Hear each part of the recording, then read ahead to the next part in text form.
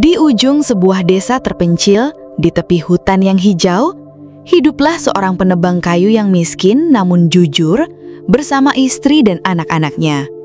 Kemiskinannya sangat parah, tetapi kejujurannya sekokoh gunung. Setiap hari saat fajar pertama menyingsing, ia akan menyandangkan kapak tajamnya di bahu dan pergi jauh ke dalam hutan. Setelah seharian bekerja keras menebang kayu, ia akan menjualnya di pasar, dan dengan penghasilannya, ia memberi makan keluarganya. Suatu pagi, penebang kayu itu memasuki bagian terdalam hutan.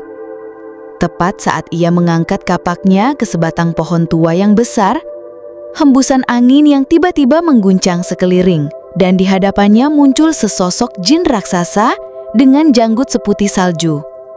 Mata jin itu menyala seperti bola api. Dengan suara yang berat, jin itu berkata, "Wahai manusia, kau mengganggu kedamaian hutanku tanpa izinku. Berhentilah menebang pohon dan tinggalkan tempat ini segera." Penebang kayu itu gemetar ketakutan menjawab, "Wahai jin yang agung, saya tidak berdaya. Jika saya tidak menjual kayu ini, istri dan anak-anak saya akan mati kelaparan." Bayangan simpati melintas di wajah jin yang tegas itu. Ia terdiam sejenak lalu berkata, "Baiklah, aku terkesan dengan kejujuranmu. Aku akan memberimu sesuatu yang lebih berharga daripada kayu. Tapi syaratnya, kau tidak boleh pernah kembali ke hutan ini." Penebang kayu itu terkejut berkata, "Tapi saya tidak melihat apa-apa padamu. Apa yang akan kau berikan?" Jin itu tersenyum tipis dan berkata, "Lihatlah ke belakangmu." Ketika penebang kayu itu berbalik, ia melihat seekor domba yang luar biasa cantik berdiri di sana. Setengah tubuhnya seputih salju dan setengah lainnya kuning keemasan. Penebang kayu itu berkata dengan takjub, "Ini hanyalah seekor domba." Jin itu menjawab, "Jangan menganggapnya biasa.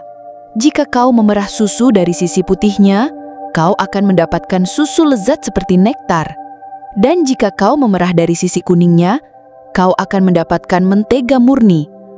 Persediaannya tidak akan pernah habis. Sekarang, ambillah, dan jangan pernah perlihatkan wajahmu lagi kepadaku." Penebang kayu itu mengambil domba itu dan dengan gembira berlari pulang. Ketika ia menceritakan seluruh kisahnya kepada istrinya, istrinya pun tercengang.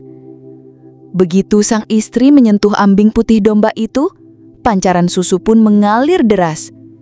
Lalu ketika ia menyentuh sisi kuningnya, wadah itu meluap dengan mentega keemasan. Kegembiraan mereka tak terperika.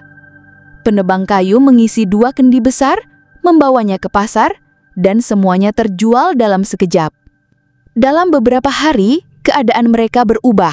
Sebuah rumah yang indah menggantikan gubuk mereka, dan senyum menghiasi wajah anak-anak mereka. Tetapi perubahan mendadak ini menyulit api iri hati di hati seorang tetangga. Ia menyuruh istrinya untuk mencari tahu rahasianya. Istri tetangga itu pergi ke rumah penebang kayu dan memulai konversasi dengan istrinya. Istri penebang kayu yang polos menyuguhi wanita itu susu dan mentega. Sambil memuji makanan itu, sang tetangga bertanya dengan penasaran, "Kak, dari mana kalian mendapatkan begitu banyak susu dan mentega? Kalian tidak punya sapi atau sekawanan domba?" Istri penebang kayu dengan kepercayaan polosnya menceritakan segalanya tentang domba pemberian jin itu. Wanita itu kembali ke rumah dengan senyum jahat dan hakim memarahi penebang kayu itu dan mengusirnya dari pengadilan. Penebang kayu itu kembali ke rumah dengan hati yang hancur. Saat uang simpanan mereka habis, ia kembali menjadi miskin. Hatinya hancur melihat wajah lapar anak-anaknya. Penuhi rasa malu dan putus asa, ia kembali ke hutan dan mulai memukulkan kapaknya ke sebatang pohon. Seketika, jin yang sama muncul. Kali ini, wajahnya dipenuhi kemarahan yang luar biasa. Jika kau menaruh kerikil biasa di dalamnya, mereka akan berubah menjadi perak murni. Kali ini berhati-hati. Penebang kayu itu kembali ke rumah dengan mangkuk perak itu, menaruh beberapa kerikil di dalamnya, dan kerikil itu langsung berubah menjadi kepingan perak. Ia berteriak kegirangan. Sekali lagi, keberuntungan mereka kembali. Kali ini, ia membangun rumah yang lebih besar lagi. Suatu hari, istrinya pergi untuk mengembalikan sebuah kotak yang ia pinjam dari tetangga. Tanpa sengaja, sebutir kerikil perak tersangkut di sudut kotak itu. Tetangga menemukan kerikil itu saat memeriksa kotak dan memberikannya kepada suaminya sambil berkata, "Lihat, rahasia sebenarnya dari tetangga kita adalah batu ini." Malam itu juga, tetangga yang serakah itu masuk lagi ke rumah penebang kayu, mencuri mangkuk perak itu dan menggantinya dengan mangkuk biasa. Keesokan paginya, penebang kayu melihat bahwa keajaiban mangkuk itu telah hilang.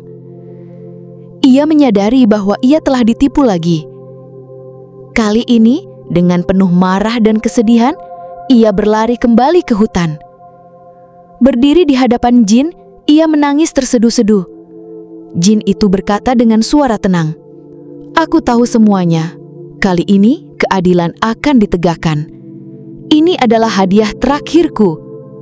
Jin itu memberinya sebuah kotak kayu kecil dan berkata, "Ketika kau membukanya, seorang penjaga kecil akan keluar. Ia akan mematuhi semua perintahmu. Ia akan melindungi kekayaanmu dan menghukum si pelaku kejahatan. Tapi hati-hati, jangan bermain-main dengannya."